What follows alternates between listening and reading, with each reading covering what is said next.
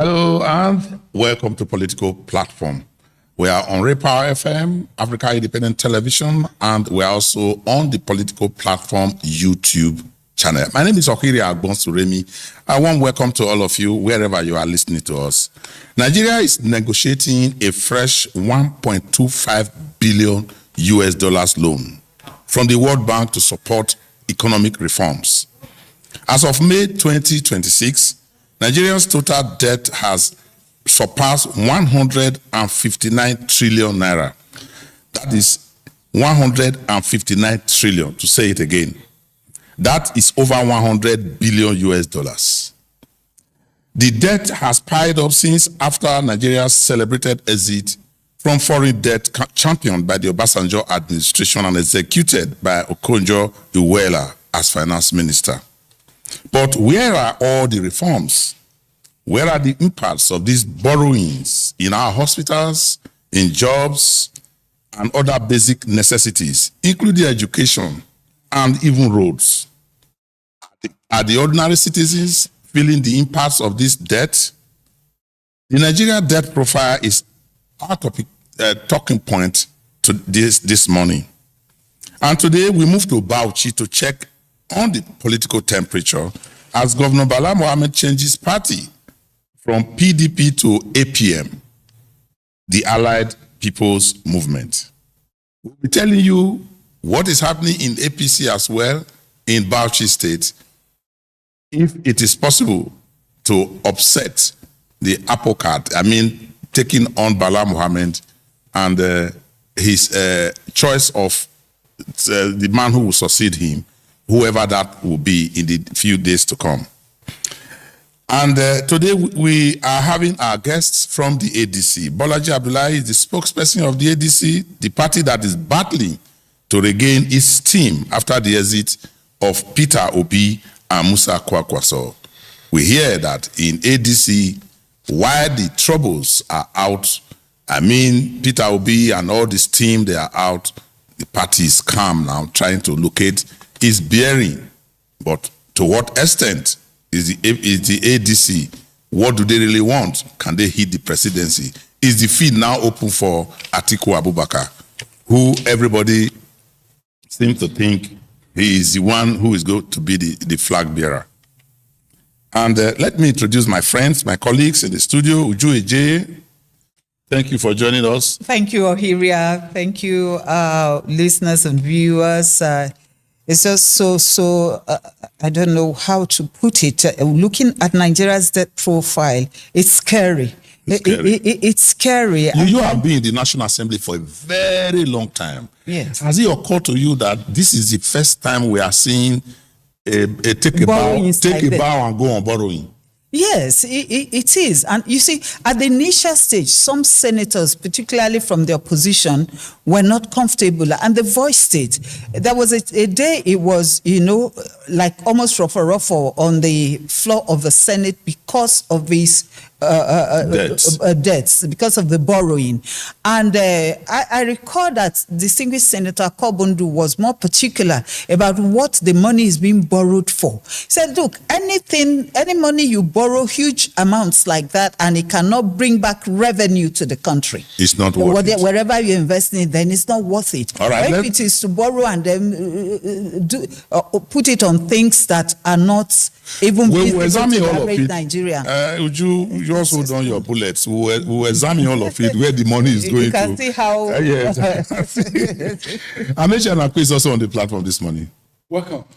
Thank you. And Mustafa Mohammed, we are going to Bauchi. Exactly. We'll have all the masa with Yaji or Yakwa soup in Bauchi on this program today. Yeah, Bauchi is one where he has to jump out. We'll tell you what happened to Bala Mohammed, where he's in negotiation with the APC and how he jumped out with the conditions that were given to him.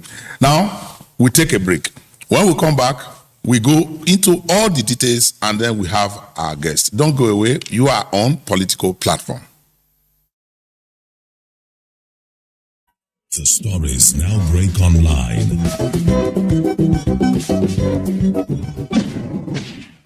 Don't miss anything from our real-time updates and exclusive content. Follow and participate in discussions on live TV studio programs to shape the narratives. Subscribe, engage, and share from AIT.live at AIT_online on X, AIT Online on Facebook, official AIT Live on Instagram, TikTok, and Threads on YouTube. Stay connected with AIT on air, online, online. Thank you for remaining with us on Political Platform. The current administration of Bola Ahmed Tinubu has been accused of absolute recklessness in borrowing by critics. The trend now is like 1 week, one loan.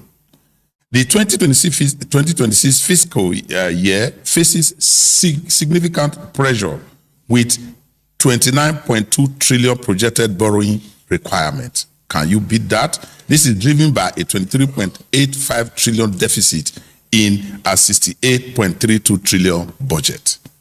In 2026, debt service is projected to consume roughly 15.52 trillion or $11.6 billion. That is the staggering amount. And we will be letting you know what this means to the ordinary person. When you see the debt profile, how much each citizen, when we break it down, that as you are riding your keke, you are taking your taxi, you are going to work, you are running around, trying to make family, how much is on your neck? If the debtor were to come and say, look, every citizen bring out money to pay. That is what we have been driven into. Now, a fresh one is being negotiated, and that is not likely to be the last. But what do we really borrow the money for? Now, it's like a family of 4 with the father earning 200,000 naira every day. And he comes around and says, look, let's just manage. Let us take a toast cover. Let us manage Gary. Let us just manage. Everything is fine. But this man comes home every day with a bottle of Hennessy.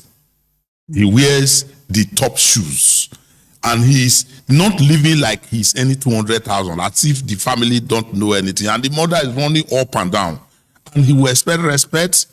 If there's vote in that family, they want him to be voted as the leader of the family. That is where we are. Nobody is saying that borrowing is wrong. But what do we use our borrowing for?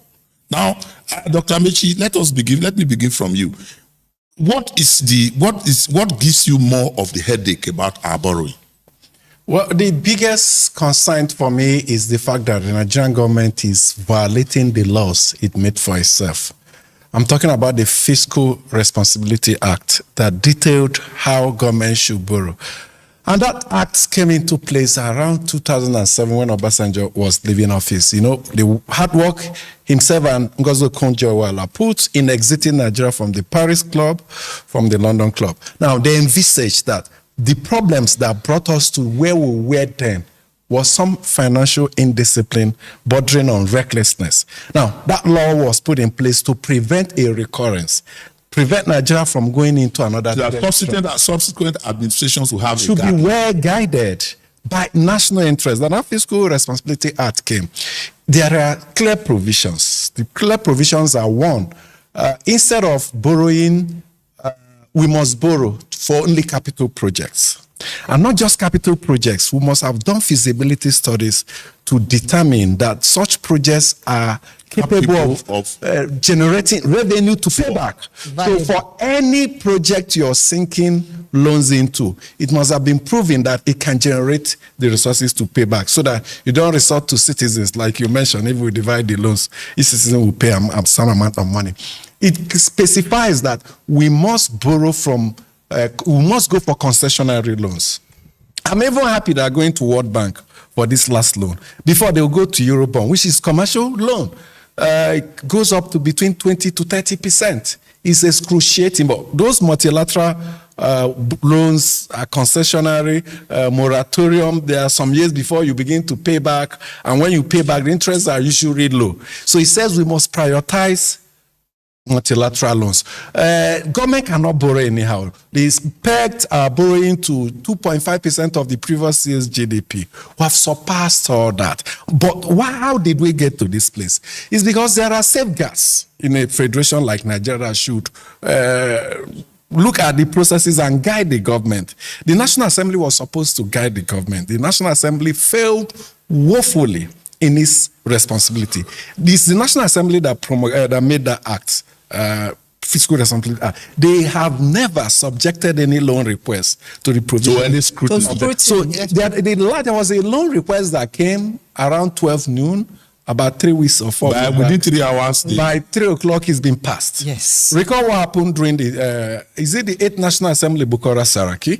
The Buhari administration came in with loan requests. They say, give us the details, take it back, provide the details. What project? Today we are borrowing to even service debt. We are borrowing to pay salaries and overhead based on our national. We are borrowing for consumption. We are borrowing for consumption. Now let's go to the National. It is very Let's go to the National Assembly. What's actually particularly wrong with our National Assembly, Uju? Because, like you said, there were times when the National Assembly members will sit down, either through the committee, they will take a look at Yes. what is requested from the government. But these days, it's just like they have had a meeting overnight. Exactly. In those days, they would spend time perusing, really digging into how the money, what the money would be utilized for, and of course, looking at how viable, like Amechi mentioned, the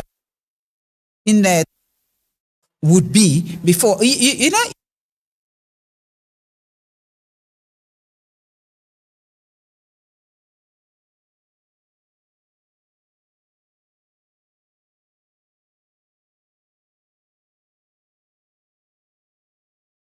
Like this couldn't just pass through.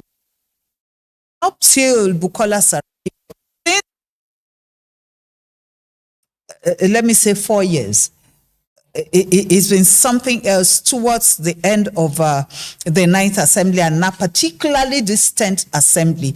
You bring in a loan request, 12 o'clock, by 3 had been passed. Last month, one of $516.3 million for the Sokoto Badagry Superhighway was passed. In fact, there was one that would have followed, but for the current crisis between the U.S. and Iran. They want to come from UAE. Yeah, the one that would have come from the United Arab Emirates. Now let's look. If not for this crisis, They would have I collected that. do not If understand one how week, one loan. the distinguished Senator Akpabio, the Senate President, can lead a Senate that people consider not to be thorough in his duties. You're supposed to serve as checks and balances to the executive. We have not seen that. It's just like, oh look, rubber stamp, bam, this one, bam, anything the executive brings, you just stamp. Now let me take it up to the street with Mustafa Mohammed. Now we say the argument out there, Mustafa, is that loans must be taken. We have to use it for productivity. It's being put into roads. You heard Uju talking about the Sokoto Superhighway. We are looking at the Lagos Calabar Highway. Money is being pumped into concrete roads being built. Where are the jobs? Where are the reforms? Where is the educational? Where is the one meant for the hospitals? Are people? Do they get this? Are people on the street feeling these super loans that we are taking? Now you need to, maybe I have to start with the local contractors all over demonstrating at the National Assembly. In the domestic loans. Yes, finance ministries in the domestic loans. Okay, if we are collecting these loans to pay for infrastructure, all these contractors building roads, equipping our hospitals and schools, or servicing some of the services needed by government, need to have been paid with all these loans that are being collected.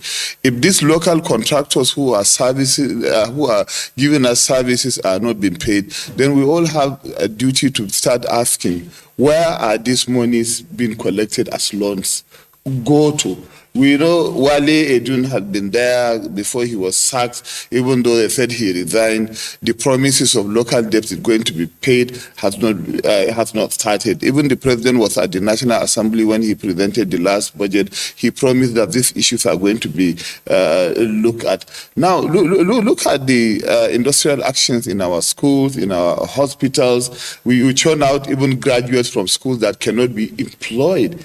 The complaint by one of the financial service agents recently that they needed they cannot find anybody 500, even in places like Lagos. And then you look at the quality. Then I think the government have the responsibility to come out and explain to Nigerians what have they done with which loan. Look at, I can just give you a typical example. The one collected by Rufai, former governor of Kaduna State. That money cannot be traced to any place, and this allegation is one of the problems he's facing at the judiciary. And not just the issue of federal government, even at the state level. That's why you can see it appears, Mustafa, that what we are faced with are I don't want to use the word gang, a group of people who do not really care about whatever happens to the ordinary Nigerian. And what we have is that the loans are being taken, and those who are in leadership are not showing example. Let me surprise you. Yeah. Let me surprise you. Under the Buhari administration, they printed money, ways and means, 23 trillion. They spent it. They were using to pay salaries in the state. Nobody. Because Obaseki told us, the governor of Edo State, Obaseki told us that whatever they were sharing at the FAC was actually borrowed, printed money they were using to pay salaries. And most of those funds, or some of those funds, were landing at the Bureau de the Senate. As I speak to you here, that's hearsay. That's what he said. It has to be backed up by documents. We got first quarter of 2017, we got 4 trillion from Central Bank. We put this sum here. It doesn't exist. Prompt in the Senate about 2.5 years ago to set up a committee to investigate what happened to the money today. That committee, I don't know whether they have sat even for the first time. Now, come back to present day. This administration removed fuel subsidy, and we're told they will save trillions. This administration floated the currency to make more money coming into the.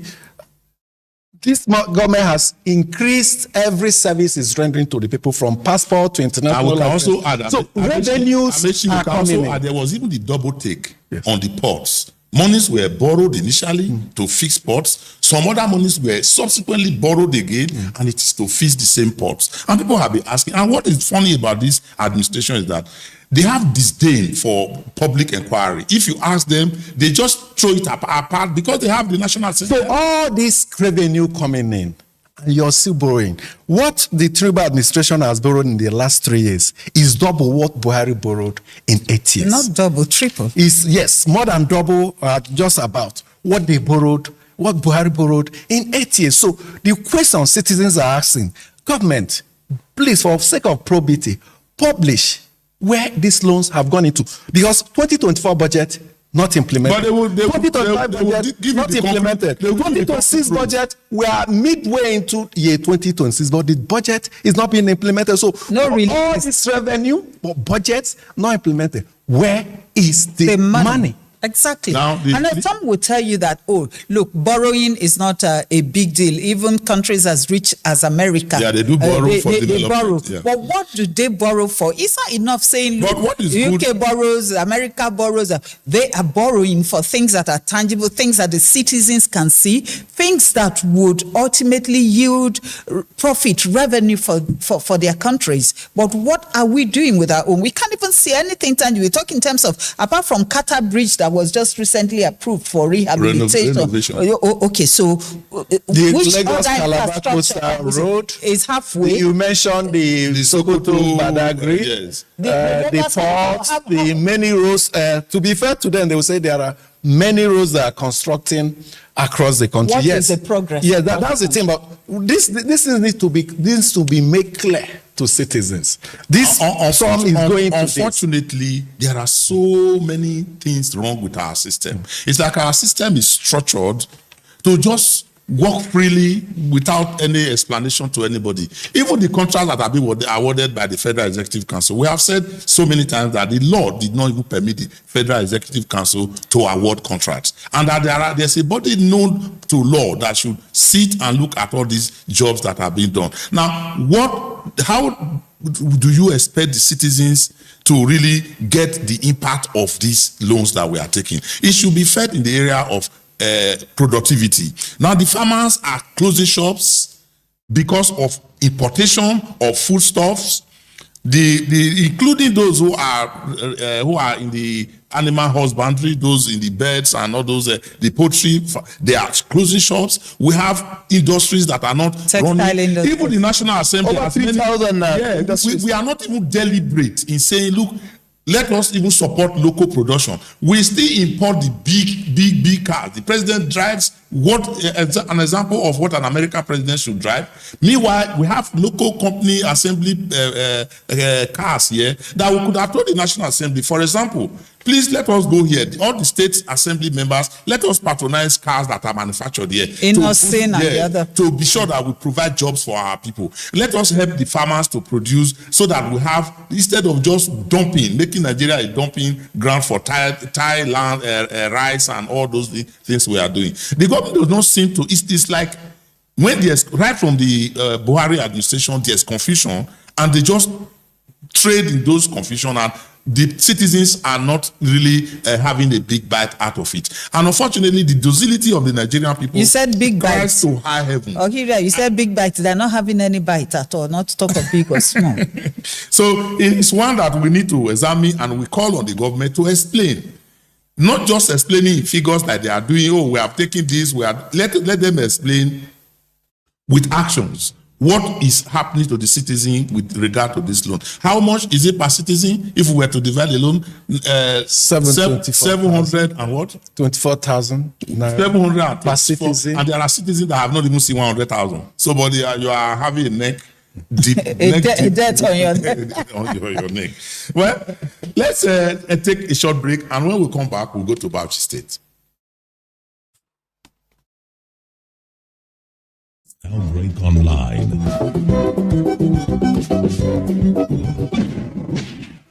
Don't miss anything from our real-time updates and exclusive content. Follow and participate in discussions on live TV studio programs to shape the narratives. Subscribe, engage, and share from AIT.live at AIT_online on X, AIT Online on Facebook, official AIT Live on Instagram, TikTok, and Threads on YouTube. Stay connected with AIT on air, online, online. In the hallowed chambers where laws are forged and a nation's destiny is decided.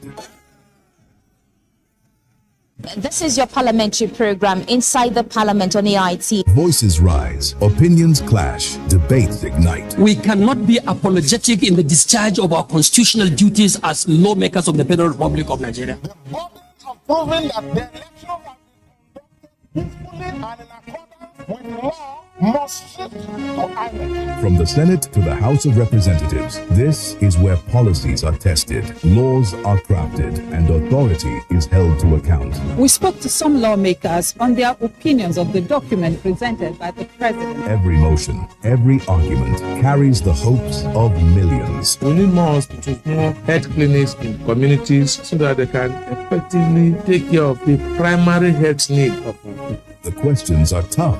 The exchanges are intense. Mr. President, you can have your way, but I will have my say. You can use the gavel, and I will use my voice. And those who want the proviso are 55 in number. And so the proviso says. But who truly stands for the people? Who is driving the change that defines our tomorrow? GTBT, whatever.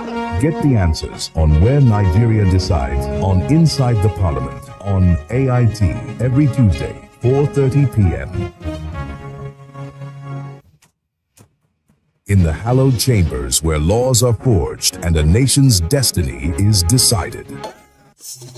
The issues as they break. The multitude, the political figure, the state and non-state actors. It's a serious threat to democracy. And our governments seem to be incapable of protecting the scheming. This is not a period we should say bow and go. Every part of this country is the intrigue. There can be no one person that is bigger than the party. Deft moves and the momentous declaration. We didn't get any protection. I'm not particularly against anybody. We track and capture them all. I don't believe in authorization politics. Follow in-depth analysis and no-holds-barred interviews. Armed forces of the country is well capable. They need the political will. Are they just waking up from sleep? Is there complacency? Feel the pulse of happenings in the political arena on AIT. Remaining with us on political platform. Now, in the heat in Bauchi started long ago, political heat. It started when Bala Mohammed. Bala Mohammed is not just a politician, it's not just a local politician. He was in the Senate, he was also FCT minister, and Bala Mohammed is one who wants to say where he wants to go. Unfortunately, the APC didn't open the door for him. They gave him conditions, as we heard in the media, that he couldn't take.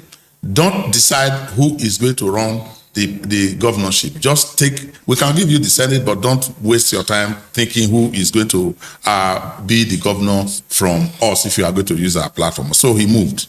He initially started to talk with the ADC, we heard. I don't think that worked out the way he wanted it. But now we can authoritatively tell you that he is in APM. That is the Allied People's Movement. In a few days, we hear they will celebrate his entry and he will have his way, both in terms of selecting determining who is going to succeed him, and maybe a seat in the Senate. Now, Mustafa, what is the temperature like? Is it calming down as a result of his? No, not really. The information we got as at this morning is the APM had come to our consensus of presenting one Yakubu Adamu, but when you go to platforms like that of the APC, you have... You said one Yakubu, like a legal term. Is he unknown? You know, they have to formally present him as a consensus. But when you go to APC in Bauchi, you have up to 7 aspirants who are... Including the minister that... Exactly. Maitama Tuga, the former minister. You have Manu Selki, a businessman. You have Balawunti. You also have Barisa Abubakar, a one-time governor. He was there once and he lost out. You also have Shehu Buba, a former, a current senator representing, I think, Bauchi South. You also have Maijama. You also have Serkishan. You have about 7 people. Then the ADC is not has not yet concluded, but what we are hearing, a prominent politician is gunning for the governorship. His name is Hali Rujika. But you see, for Bala Mohammed, moving from one party to the other, shopping for. Yeah, depends on whether the massive followership he has in Bauchi are ready to like go with him to his new party. That will also determine who gets what. And then Sadiq Abubakar, Air Marshal, former aspirant, a candidate, sorry, of APC. You know, he has moved to ADC, but we learned he jetted out of the party, so we don't know what he. What's happening there? Yes, whether he's going to APM or NDC. Yeah. I guess he's also the husband of the former humanitarian minister that has been declared wanted by the EFCC. It's sad, yeah. But the man that was actually taunted that initially, who didn't find the liver to resign as minister, that is Pate did it. That was the man that was in the eyes of the storm. That I think he just discovered that he had better sit on this ministerial. Better hide your head first. Bring yourself out. When there are arrows against you, then you have yourself to believe. I guess that the Bauchi governor is almost in the same situation as the Oyo State governor. Now that they are party mates, going to the APC, not getting what you want, going to the ADC, not getting what you want, and then you want to say, okay, let me just pick this party and see if I can build it and use it to. Apparently, he will be coming to the Senate. I don't know where else he would want to go to at this time, but whatever happens, there are a whole lot of heavyweights. When he mentioned Manu, Tuga, I mean, these are not pushovers, these are solid men. Tuga has been at the National Assembly for about 4 terms, and the man is solid too. All right, Amechi. And added a ministerial portfolio. Exactly. Your quick take on it before we go to our guest. It will be an interesting situation there. How the new party will perform, how the APC, you mentioned party that was somehow eyeing the position, but we didn't know what happened behind. Maybe they reached a consensus within the federal cabinet instead of 2 resigning at once and 1 only getting it. So perhaps they closed in on Tuga and asked him to stay behind. Let's see how ADC, which is gaining strength in the north, what they will throw up.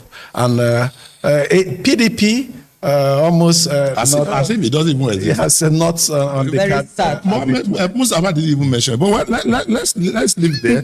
Some of the questions to ask about the ADC will be answered by our friend, our colleague, Bolaji Abdullahi, who is spokesperson of the ADC. I can see that he's smiling. I thought when he comes into the studio here, or everywhere he goes, he will still be carrying that air of that frustration as a result of Peter Obi and Kwakwaso running away from there. Welcome to the program, sir. Thank you very much, gentlemen. Welcome to the program. Thank you. Let's begin with you in Bauchi. Now, we know that you have your eyes everywhere in all the states, because Mustafa said it is not clear what you are doing in Bauchi.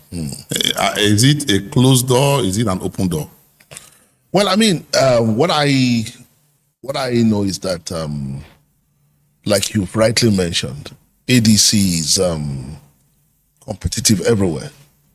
But from what you have seen in the last 1 week or so, that people have been coming over to obtain nomination forms, the intensity appeared to be concentrated more in the north than in the south. In the south. I mean, we have candidates, we have aspirants everywhere. Oyo, for example, as at yesterday, about 32 people have obtained nomination forms. For governorship? Yeah, no, not... Okay, for various offices. For National Assembly and for governorship. That is the House of Reps, Senate, and the governorship. I think there are about 3 governorship aspirants in Oyo alone.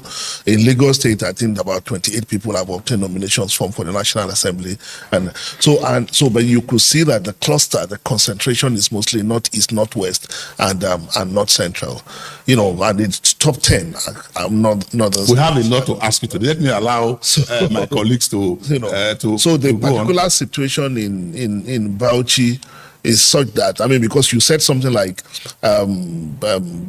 Bala Mohammed was at a point talking to ADC. We don't see that way. Actually, we thought that. Well, you talked to him. You sent a delegation to him. That's the point. But we felt the feeling within the ADC is that Bala Mohammed actually used us to negotiate with the APC. It's normal. It's a normal. No, I'm not complaining. I'm only telling you when they see him, talking to us. I'm not saying what he did is wrong. I'm just saying this is what we are reading. Let us also look at the big one quickly. Obi Kwankwaso jetted out of your party. Did you chase them away, or they gave you some conditions that you can no longer take? No. Anyone that knows anything about that will tell you that Obi and Kwankwaso jumped. Nobody pushed them. Because were there negotiations before they jumped? There wasn't any conversation. You see, because... No, but there were conversations because I can reliably tell you, maybe you don't know, that Atiku Abubakar gave him everything that he wanted, he could give him. Come, let us run. Well, I'm coming, sir. Let us run together. Be my vice president. We will run one term. I will run one time, then you come in. There was no assurances we hear that we're not giving to him. You cannot say if Atiku Abubakar is talking with Peter Obi that ADC is not the one. I can tell you, Austin, if Atiku Abubakar, Alhaji Atiku Abubakar is talking to any other aspirant, it is not ADC talking. It is not ADC talking. It is one aspirant negotiating with another aspirant. And they were talking to each other. That is fine. Everybody's talking to one another. My question is, as an institution, as the African Democratic Congress, that conversation did not happen. ADC is the only major party that has not zoned its presidency. Yes. Every other party has zoned its presidency to the south. The last being NDC. Why is that so? No, because look, we realize that for us, the decision to zone or not to zone is not going to be politically. It's not going to be about political correctness. Is going to be strategic. Where what candidate will give us the best opportunity to win and make us competitive in the election. So we are not like the ruling party who has a sitting president and that's given. And when we look at the field, like I told you, the emerging pattern, because when you have people running across the country, those who are running for the House of Representatives, those who are running for the Senate, those who are running. So you have to wait, especially when you are building a coalition. So, and that is why for us as the African Democratic Congress, it's not a decision that will wake up and make that, we are zoning to this. Because once you do that, it means you've locked yourself, you've limited regardless of what is happening in the political terrain or the direction that things are going, you've already locked down yourself. Can I add? You go ahead. But how does that impact the zone arrangement? We know that yes, it was a gentleman's agreement. It's been like that since 1999, beginning with the PDP, the APC, and considering the fact that a northerner just finished doing 8 years and the southerner has only done or even is even yet to complete 4 years. So by the time we're talking about next year, it will be another 4-year term for a southerner going by the current zoning arrangement. Understanding. Does your party not want to honor that? Honor would what? It not cause bad honor blood what? Where did the not? ADC sit down to make this agreement you are talking about? It is not an agreement. It is not when she said, will your party not honor that? Yes, you are suggesting that that's the bargaining. You see, we are politicians. We are a opposition political party. We want to win election. I will take the best decision that will help us to win election, regardless of what else, especially if it were not violating any law. And, we do our own work. We are politicians, but we also rely so much on evidence. In all the investigations we've made, we've done at least 3 polls. 3. There's none where this issue of zoning comes across as the significant thing in the election. So it tells us. So what are the significant indicators? The 3 indicators that will point to the success in the election. You will surprise you the most important thing that Nigerians are looking for. Integrity. I was surprised when I saw the result. That even as people presume Nigeria to be the kind of country it is, integrity rates number 1 in what Nigerians are looking for. Number 2 and number 3? Number 2 is competence. They want a competent leader. Number 3, they want leaders who care, who can protect them. So the issue of zoning, how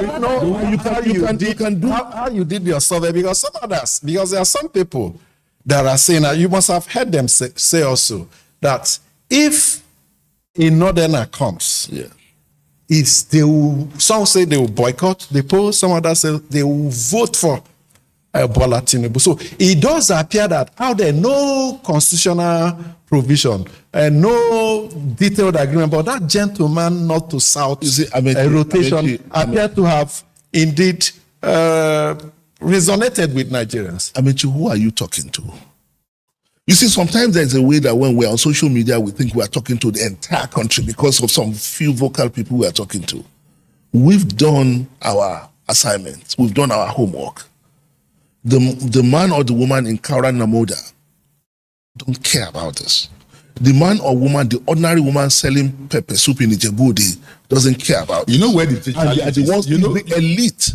Sorry, please. You know where the challenge is? Yes. When you are drumming this idea of we want the best, because you are looking at merit, people who are qualified in the eyes of Nigerians to become a leader. First, we don't have all of them concentrated in one part of Nigeria. We have them from everywhere. So if you ask the South to bring their best, they will bring their best. I'm just saying that. But the second point is that even your leaders, somebody like Atiku Abubakar, has once canvassed this North-South thing. He has once believed that it is better to run, because he ran against, even when the North has finished, he ran. When the South has finished, he ran. He has run at all the time, and he has even been seen in advocating for it in the past.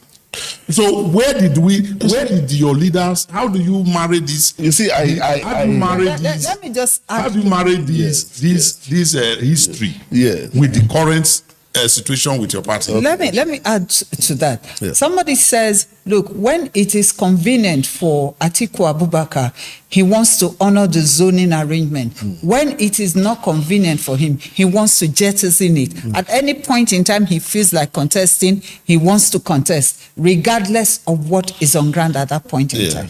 But you see, there is a dangerous assumption that someone like me find difficult to relate with. I can understand why sitting on that side, you can make that assumption. The assumption that this conversation is about Atiku Abubakar. It is not. Is it not? It is not. By no means is it. I can tell you today confidently. Today is the 13th, I think, of May. Yes. I can tell you confidently that Alhaji Atiku Abubakar cannot tell anybody. May 14th. Yeah, 14th. That Alhaji Atiku Abubakar cannot tell anybody that he's sure that he'll get the ADC ticket. He has said so. I watched him on TV in interview. He said he had not failed when the reporter asked him, "Are you sure of getting your ticket?" He said, "Have I ever lost getting a ticket?" But I'm telling you, yes, someone who has a duty to speak for the party, that if you speak with any other aspirant in ADC, of course, what would they say? They'll say, I'm sure I will win. But I want to drag you back. No, hang on a second. They'll tell you, I'm sure I will win. And it's in that context that I can tell you that Alhaji Atiku Abubakar can say he's sure he will win.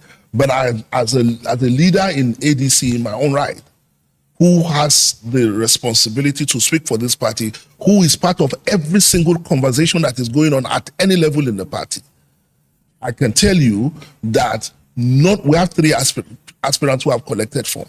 Yeah. Ex-Governor Rotimi Amechi, Alhaji Muhammad Hayatuddin, and Alhaji Atiku Abubakar. And Hayatuddin has already stepped down. Hayatuddin has stepped down? When? That's what we are hearing. Come on. Abi. I still need to drag you. Hayatuddin came to submit his form yesterday. Okay. I was there. I need to still drag you. When, Obi's massive followership among the youth, especially in the southwest, southeastern parts of the north. When he joined your party, the expectation was so high that you people had called a very big, more so with Konkoso. And a lot of people felt, including some of your party bigwigs, that he would add value to your party during the election. And there's this feeling that his exit alongside Konkoso from the ADC spelled a disaster and destabilizes your plans for election. How do you react to that? No. Destabilize, yes. Disaster, no. And it's not specifically an ADC problem. it is a problem for the coalition we're trying to build. Because if you have an opposition, a united opposition, working to challenge the incumbent, then you stand a better chance. Do you understand what I'm saying? But the moment you have the opposition divided and you have a 3-horse race or a 4-horse race, it advantages the incumbent. Ruling party. So what happened with Peter Obi and Kwankwaso leaving ADC does not hurt only the ADC. It hurts the opposition generally. So it's going to affect them the way it's going to affect us. But if we were able to hold together, then we will have stood a better chance. I'm not saying it's not possible. I'm not saying that, as a matter of fact, I'm not saying that the work of building that coalition has ended. You know, and that is why we have to be careful how we look at this, because the objective is the same. You guys are having conversations about the Ibadan meeting, because at that meeting you came out with a resolution to present a common candidate. Yes. What happened? Because within a few days after that meeting, things went awry. You see, somebody used an analogy of scissors yesterday. Someone who spoke with me said, you know, when you watch scissors being used, it looks like they are going in different directions, right? But they are actually functioning together. So, I mean, Peter Obi and Kwankwaso took the decision they took because they felt it will better serve their interest to go into NDC, because they feel that, okay, maybe ADC is taking a sweet time to make certain decisions, or they feel that, oh, they are looking for certainty. All right, our time is almost up, sir. But let me ask you this one from the street. I don't know how fair it will be to you, but please try and answer the question, because it's from the street. I've been asked severally. Because so many people are so pained that ADC provided a platform for opposition leaders, and they were hopeful that it was going to be like acid on litmus test in the elections. They ask, why was it not possible? Why is it not still possible for an Atiku Abubakar to be a kingmaker and get her? Because from what they say, I said initially, I begged your pardon initially, so that you don't say I'm asking you an unfair question.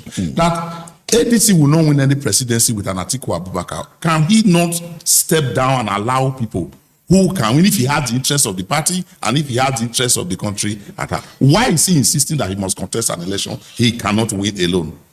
Austin, I think like you say, you're asking me a very unfair question, because I don't speak for Alhaji Atiku Abubakar. I speak for the African Democratic Maybe Congress. the other leg of it is that, is there nobody inside ADC that can call Atiku Abubakar? No, the party engineer a process. Can I point the engineer a process of achieving consensus among your leaders? It is one. We have only two options.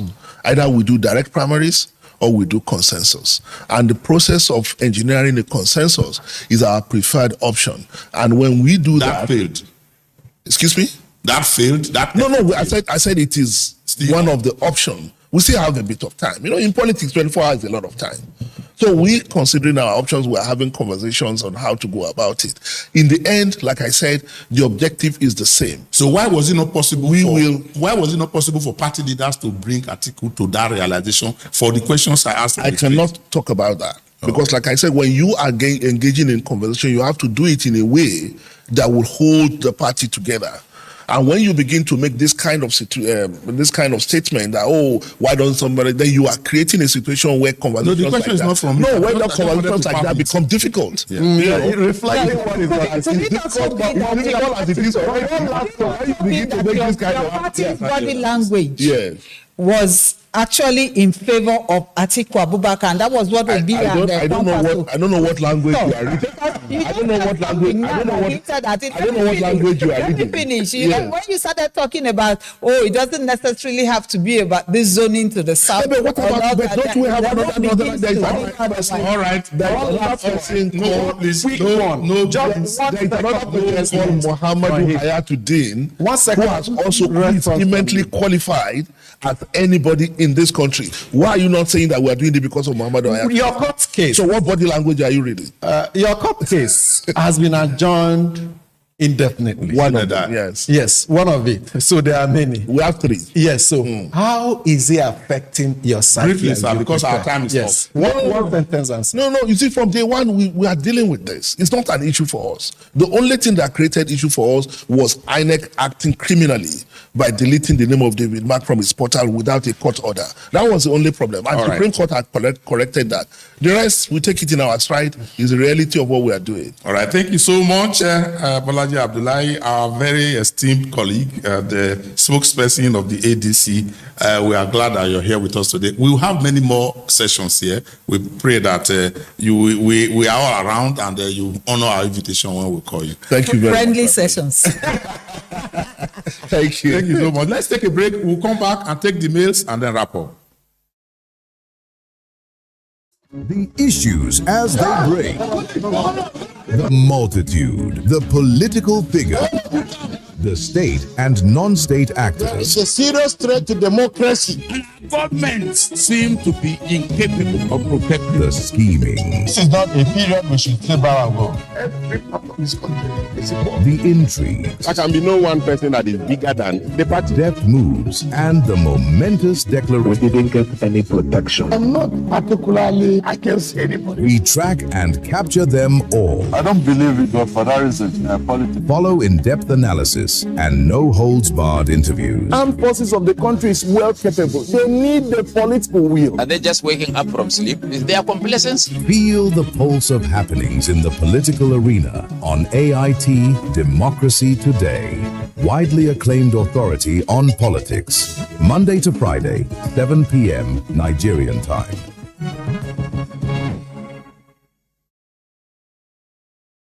Let's go to our mails. Uju, you have the first. Yes, the first one is from Emekamba, who sent it in from Abuja. Nigeria is in perpetual darkness for decades now, not because we can't generate, transmit, and distribute enough electricity to give the country the much-needed constant supply, but because that sector is as fantastically corrupt as the oil sector. And this has been validated by the conviction and sentencing of the former Minister of Power, Maman Sali. These two sectors are actually the weapons fashioned against the richly endowed Nigeria. The former minister was found guilty of a whopping 33.8 billion naira fraud and sentenced to 75 years imprisonment. Kudos this time to EFCC. But I make bold to say that this is only a drop in the ocean, as several trillions of naira meant to give Nigeria a constant light are in the private pockets of several individuals. And the next one is from Amechi Obochi from Kubwa. The Federal High Court sitting in Abuja yesterday sentenced former Minister of Power, Saleh Maman, to 75 years in prison for stealing public funds amounting to about 33.8 billion naira. This is a welcome development. But if I may ask, how much was actually recovered from him? However, are Nigerians aware that this amount may only represent a tiny fraction of what is being looted from the public treasury daily across the country? Going forward, public office holders in Nigeria must learn from this development, because we cannot continue this way if we truly want to build a better nation. I therefore urge President Bola Tinubu to intensify the fight against corruption before it destroys the country completely. And may I also add that for 7 days now, I have not had light in my house. Okay. Comrade Monday Ame from Abuja says he wishes to use this medium to commend the judiciary for the landmark judgment following the conviction and sentencing of former Minister of Power Saleh Maman to 75 years imprisonment for 33.8 billion naira fraud and money laundering. I salute the FCC for the diligent prosecution. I urge anti-graft agencies in the country to sustain the momentum. Judgments such as these will serve as deterrents to others who want to involve in acts of corruption and malfeasance now and in the future. Beyond the conviction and the jail sentence, he should refund the humongous sums to the coffers of government to fix the power sector. And we end with Anefek Ntiok from Sangota in Ogun State. And he says, my candid advice to the former President Goodluck Jonathan over his purported push to run for 2027 presidency is that, one, he should not run in midst of multiple presidential candidates. Otherwise, it will be viewed and seen as a calculated move to split the votes in favor of President Tinubu, as occurred in the 2023 election. Two, that the former President Goodluck Jonathan should only agree to run as president if all other major opposition political parties project him as the only or sole presidential candidate. And lastly, the former President Goodluck Jonathan should rather enjoy his peace as hero of democracy, whom he is in real time, and push for a young, vibrant, and competent presidential candidate for 2027. Okay, I think I need to react to this mail who said a man has not had electricity for 7 days. I think there's need for 7 days. Yes, for the transmission company of Nigeria to publish every month how much electricity they have distributed to Nigerians, and for those who are paying estimated bills, when are they going to end that? Just like we had this finance ministry publishing allocation to states and local governments. Mustafa, you know, the bad part of it is that I'm on band A. I used to spend about 20,000 a month. Now I spend about 80 to 100,000 a month on electricity, and I don't have lights. If it were available, it would be fine. But it's not even available. The issue of electricity, where the president has promised that he's going to fix this electricity, he said so. He said, don't vote me if I don't fix the electricity for my second term. And if I don't give adequate explanation for that failure. He says so. So we'll wait. Let us believe that he's going to come. But that's how we are going to be wrapping it up. Keep your mails coming to us through political platform at thatgroup.com so that we have a share of what you, a feeling of what you feel, how you see it in the political feed near you. We cannot see everything, you see it closer to you. And on top of the hour on Raypower FM, we have the world news. And right on AIT, we will be welcoming Moneyline with Nasi Ilo. Please stay with us and remember to join us tomorrow for another episode of Political Platform. I am Okiri Agbonsuremi.